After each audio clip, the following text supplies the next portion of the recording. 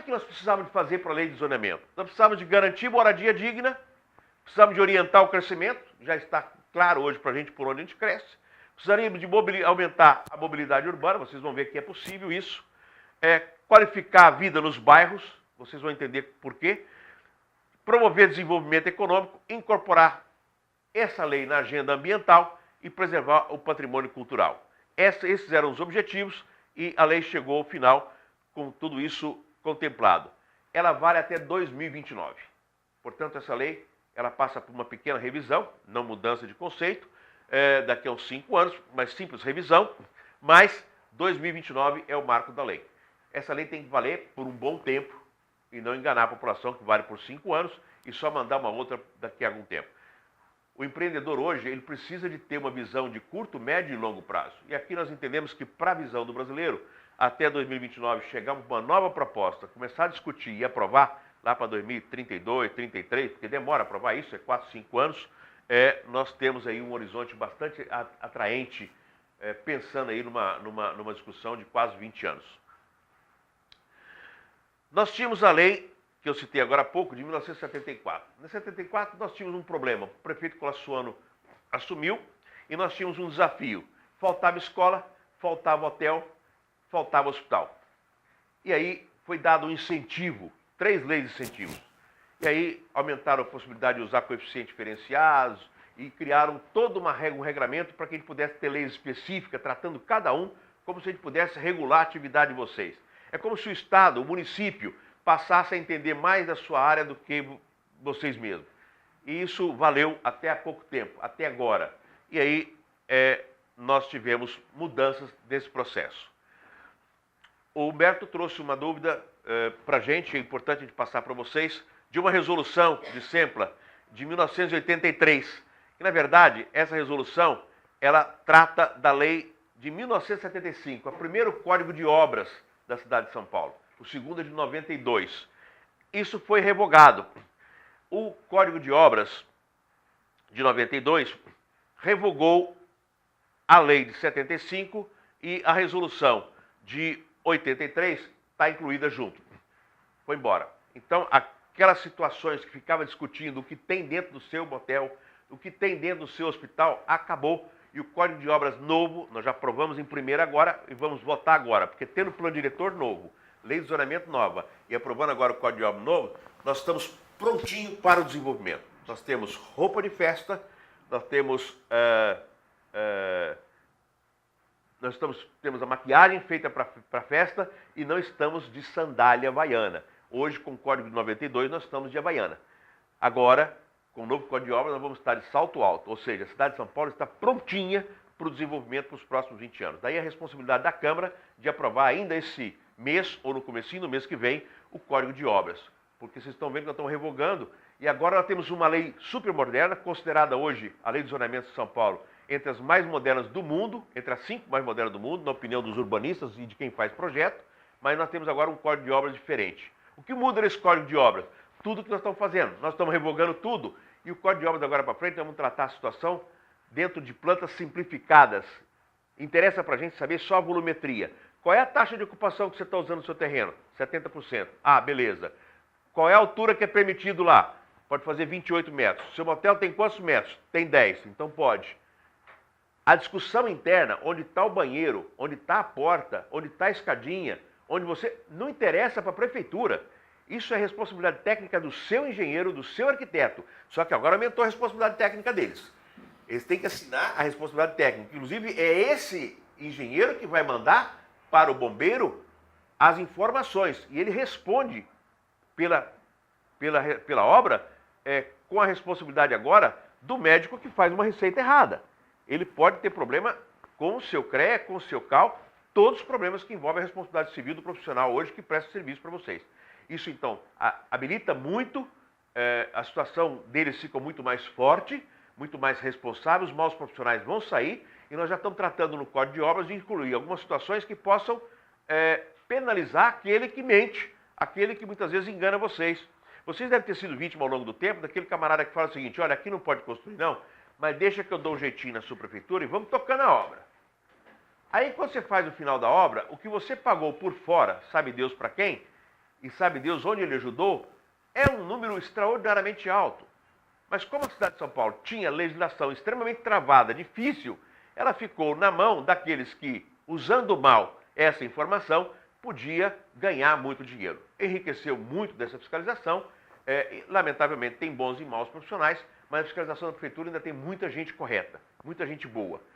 E aqueles que são ruins têm sido pego sistematicamente. São Paulo hoje tem uma lei anticorrupção, que foi a primeira aprovada depois que foi criada a lei federal, foi a primeira do Brasil e que tem uma via rápida e nós já mandamos 28 embora do serviço público a bem do serviço público. E já trouxemos para dentro da prefeitura 150 milhões de reais de dinheiro que foi desviado por mau uso da fiscalização, desde IPTU, ISS até de obras.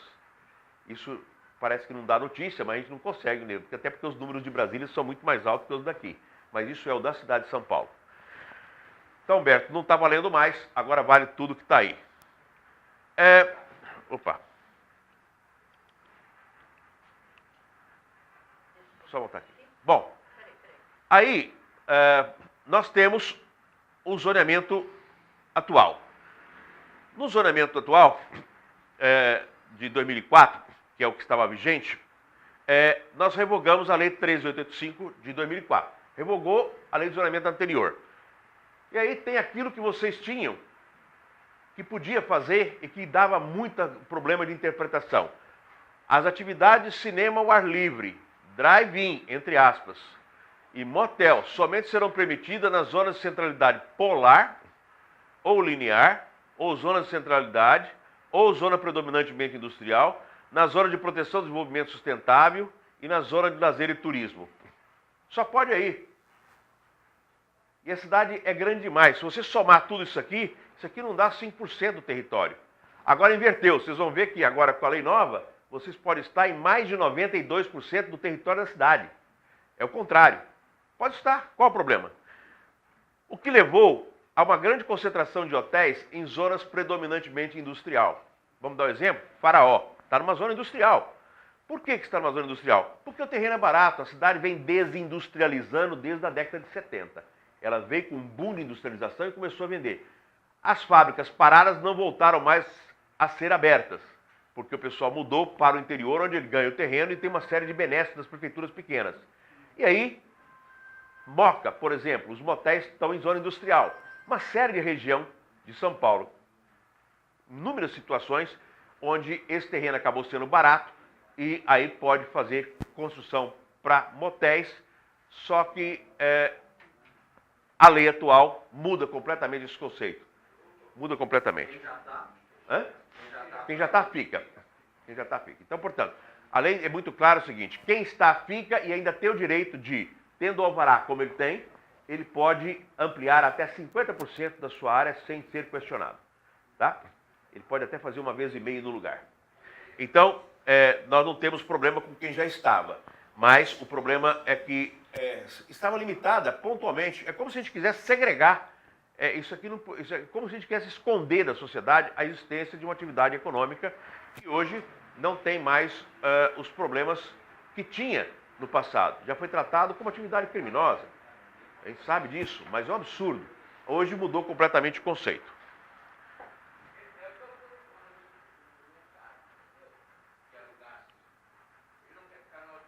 Bom, agora, o que nós fizemos na lei do plano diretor estratégico? Nós tínhamos um problema para resolver com vocês, tínhamos um problema para resolver também com os hotéis.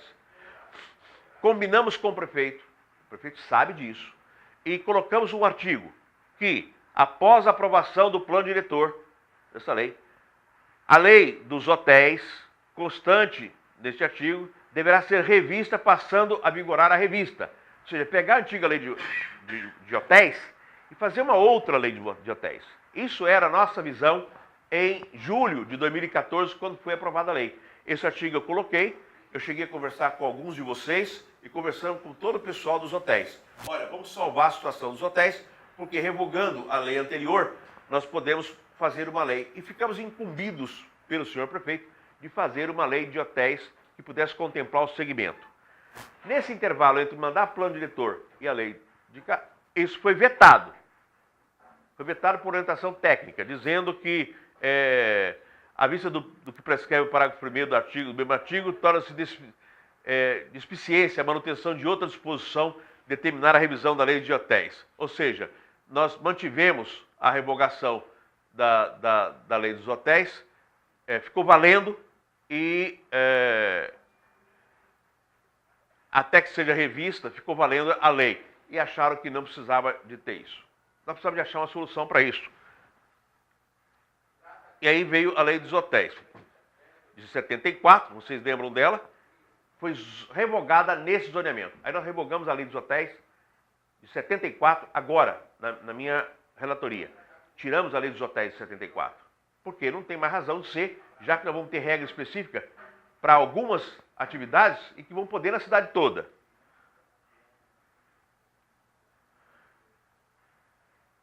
Quando a gente vai no Código Nacional de Atividade Econômica, nós vamos procurar por vocês. E nós vamos encontrar que vocês estão dentro do Código 551, hotéis e similares, mas os motéis têm um código específico. Esse é o Código Nacional de Atividade Econômica e o código de vocês. Nós gostaríamos de tratar esse assunto com cuidado.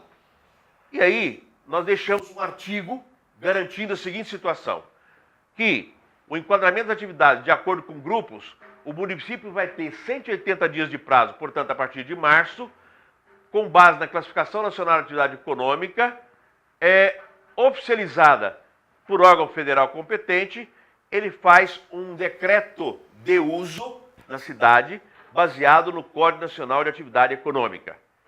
Por exemplo, o drive-in, ele tem o código de estacionamento no Código Nacional de Atividade. Mas o drive-in, ele tem um outro número dentro do estacionamento. Então, quando citar onde pode drive-in, ele vai ter especificamente a atividade econômica dele colocada dentro da lei do município.